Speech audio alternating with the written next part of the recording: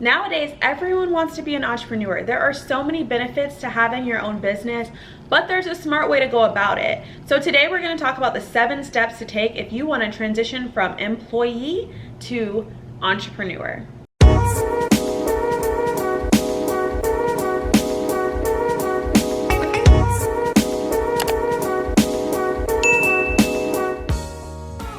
What's up, guys? Welcome back to my channel, the #1 place for entrepreneurs, where I give you the keys you need to succeed.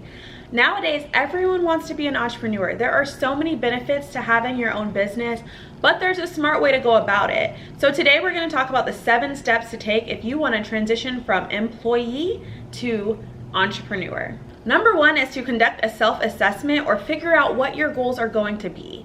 This is a time where you really define what your passion is and figure out what exactly you want to do as an entrepreneur.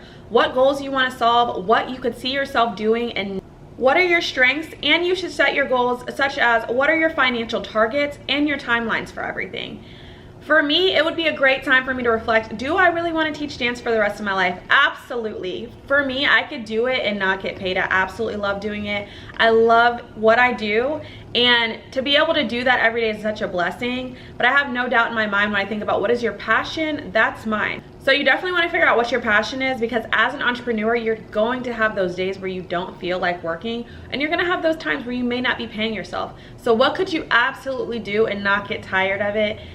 And you would do it even if you didn't get paid. Number 2 is to conduct the proper research and validate your idea. Of course, you can love to do something, but if it's not something that's needed in the market and not something that's gonna allow you to create an income for yourself to make a living, then you might wanna keep it as a hobby and not transition to an entrepreneur.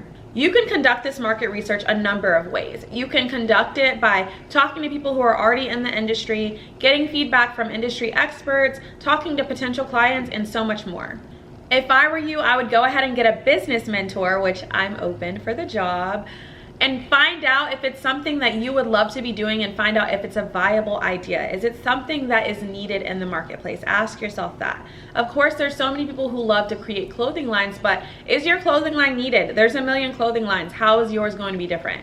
It's something like that. You definitely want to make sure that you have a solid business idea that has the potential to grow. The 3rd step is financial planning. You want to make sure that financially you will be set as an entrepreneur. If you're still working, you're still an employee, I would be using this time to save as much money as you can. It can be daunting sometimes to constantly work for someone else when you know that you want to be an entrepreneur, but you can change your mindset to think about this is funding your future business. Create a budget for your transition period, and I personally think that you should continue working as long as you can while you're building the business, and eventually make more than you're making at your job in the business. That way, when you're going ahead and making that leap, it's not such a huge transition.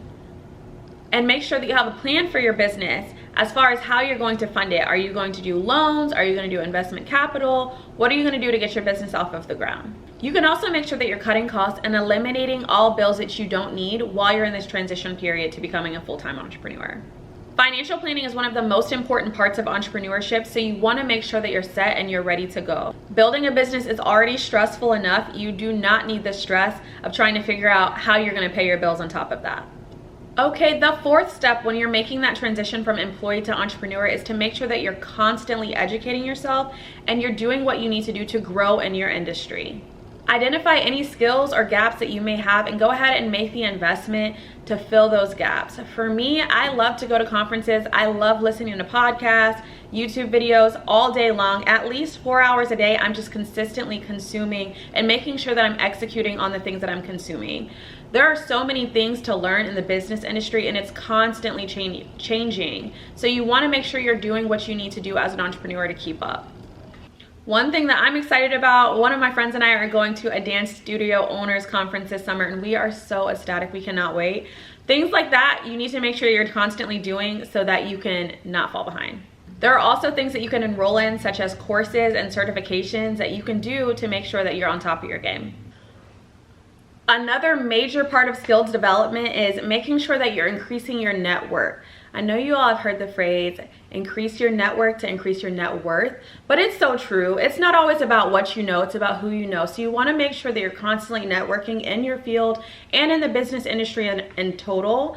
Make sure that you have like-minded people around you and you're constantly evaluating your mentors and making sure that you have positive influences in your life. You can do this by joining entrepreneurship communities, making sure that you're attending events, or you can just make sure that you're seeking out those mentorship opportunities. The next step is to create a business plan. So I've said this before, when you're creating a business plan, it's not always necessary to create the full traditional business plan that people are used to seeing unless you're seeking outside funding. But there are ways to establish your business plan and to make sure that everything is on target, such as doing your market research, outlining your projected financials, making sure that you have everything defined as far as what you're offering, how much it's going to cost, what your break-even point is, things like that. Make sure you already have that stuff outlined so that when you reach a stopping point in the future, you can always go back to that business plan to see if you're in line with your goals and what you're needing to do. You can use the business plan to outline your clear objectives and make sure that you're tracking your progress along the way. While you're creating that business plan, the next step, number 6, is to establish a strong brand.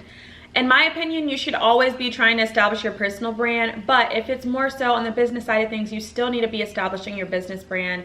That includes things like your brand colors, your font, what type of services you offer, what level of service you offer. Is it something that's more low cost, or is it a luxury service?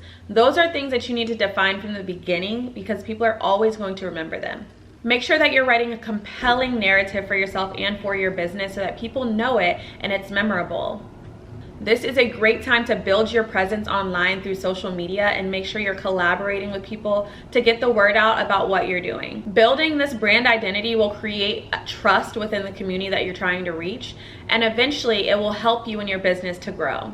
And the last step when you're making the transition from an employee to an entrepreneur is to take action.